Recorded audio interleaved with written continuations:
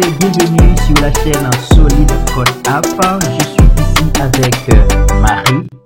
Alors, Marie, c'est une développeuse en front-end qui passe de l'autre côté du miroir aujourd'hui. En effet, elle veut apprendre le Java avec nous. Elle s'y connaît en langage front-end comme HTML, CSS, JavaScript, React, tout ça. Mais Java, c'est un peu comme un terrain inconnu pour toi. On est d'accord? Oui. Ok. Donc du coup, alors, elle va poser toutes les questions qui peuvent paraître évidentes pour quelqu'un qui s'y connaît, mais qui sont super importantes pour tous ceux qui découvrent le Java. Oui, je dois dire que le back-end, c'est un peu un autre monde. Mais je suis prête à poser des questions et à découvrir ce langage un peu mystérieux qu'est Java. Espérons que mes questions vous aideront à mieux comprendre les bases. Alors, nous allons un peu démystifier tout ça. C'est notre rôle en fait. Et ce qu'on va faire aujourd'hui, on va parler du Java, mais pas seulement comme un langage de programmation. On va faire un parallèle avec quelque chose qu'on utilise au quotidien. Si exemple, les langues humaines en fait. Vous allez voir que finalement, Java n'est pas si différent de la langue qu'on parle tous les jours.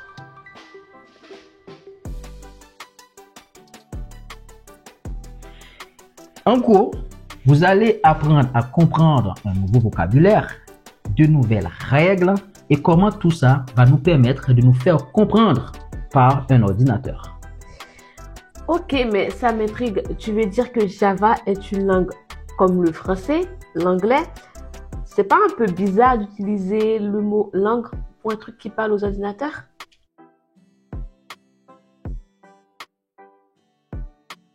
Tu as raison. Mais laisse-moi m'expliquer un peu. En fait, ça peut sembler étrange au début. Mais en réalité, toutes langues servent un même but. C'est quoi? C'est communiquer. Les langues humaines nous permettent de partager nos idées, nos pensées, nos émotions. Eh bien, en Java, c'est un moyen pour nous, les humains, de partager nos instructions avec des ordinateurs. En fait, c'est le même concept. Quand on parle avec quelqu'un, on utilise des mots, des phrases et on suit des règles grammaticales. Par exemple, si je dis bonjour, comment ça va?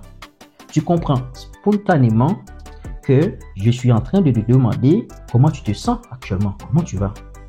Donc, c'est parce que j'ai structuré ma phrase, j'ai un ensemble de mots que j'ai utilisés, j'ai un ensemble de règles grammaticales qui sont utilisées qui te permettent de comprendre en fait ce que je veux dire. Donc, en gros, tu veux dire qu'il y a une sorte de structure qui permet à quelqu'un de comprendre ce qu'on dit. C'est exactement ça.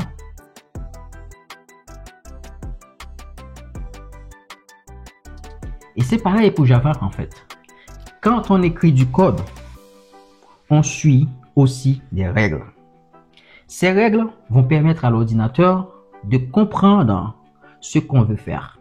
Si tu ne respectes pas la structure, l'ordinateur ne pourra pas interpréter ton message. D'accord, mais ça veut dire que si on ne respecte pas les règles, on se retrouve avec un malentendu informatique? Un malentendu informatique. En fait, je dirais plutôt que l'ordinateur ne pourra pas comprendre ton message. L'ordinateur ne va pas te dire je ne comprends pas ton message, mais il va t'envoyer un message d'erreur. Et ce message d'erreur qui va nous permettre de corriger notre grammaire informatique. Et à ton avis, qu'est-ce que c'est la grammaire informatique? La syntaxe. C'est la syntaxe.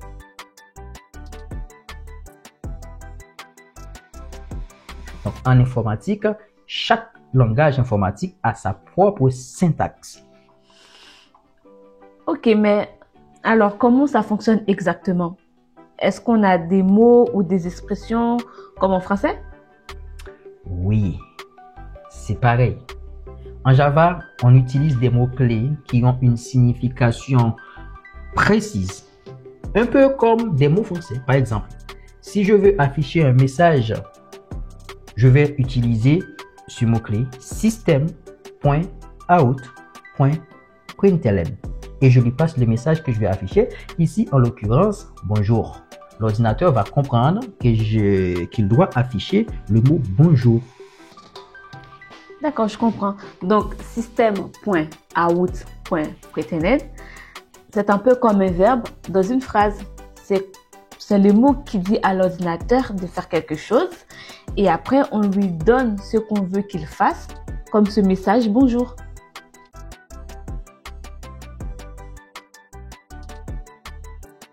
C'est ça, c'est ça. En tout cas, et tout comme dans une langue humaine, l'ordre des mots est super important. Si tu mets ce bonjour-là avant le système .out.println, l'ordinateur va se perdre. Il a besoin de l'ordre précis pour comprendre ce qu'on veut.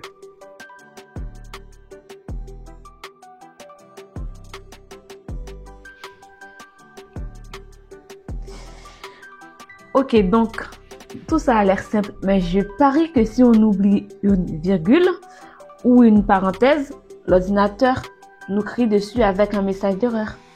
Oui, tu as raison. Et c'est tout à fait normal. Et c'est aussi valable pour les langues humaines.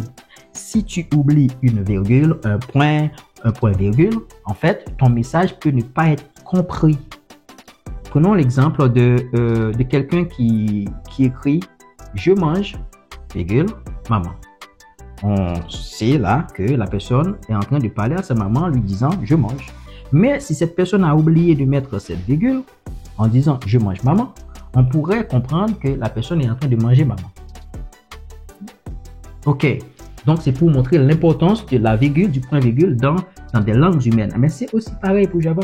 Tu oublies une virgule, un point virgule, ben le message est incompréhensible.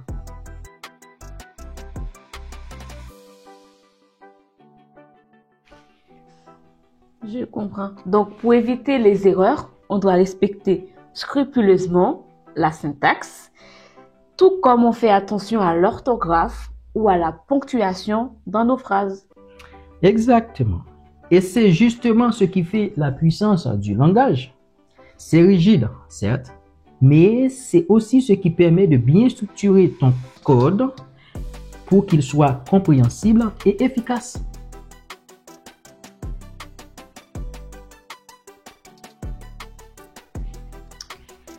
D'accord. Ça commence à faire sens. Donc, en résumé, Java est une langue précise comme une langue humaine, mais pour communiquer avec les ordinateurs. Et chaque mot, chaque symbole doit être utilisé correctement pour que le message soit clair.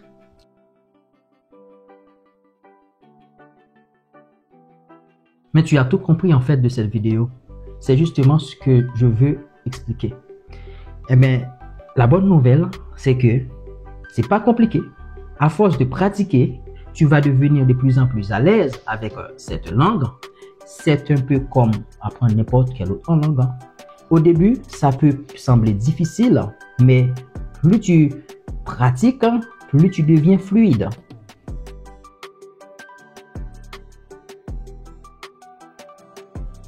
Si comme moi, cette vidéo vous a aidé à mieux comprendre Java, likez, abonnez-vous et surtout posez-nous vos questions dans les commentaires. On a hâte de continuer à explorer le monde fascinant de la programmation avec vous.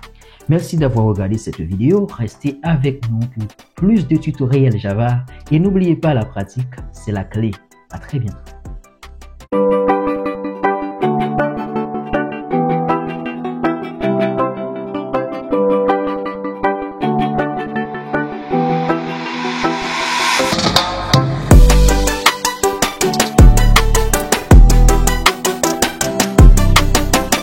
Salut à tous et bienvenue sur la chaîne Solid Code App. Je suis ici avec Marie.